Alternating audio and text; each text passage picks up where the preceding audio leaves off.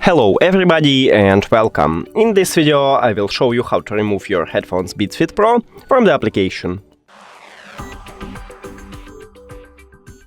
So, right here in the application we have no option to remove it.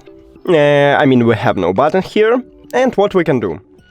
We can just put the headphones to the charging case, close the case, and right here we should have the information that is gone. So maybe I just open it again. And as you can see, we have no headphones here. Also, now let's open it. You have two more options. You can go to Settings, Connected Devices or Bluetooth if you have iOS. And now click the information icon or settings icon. And we can disconnect on or forget these headphones.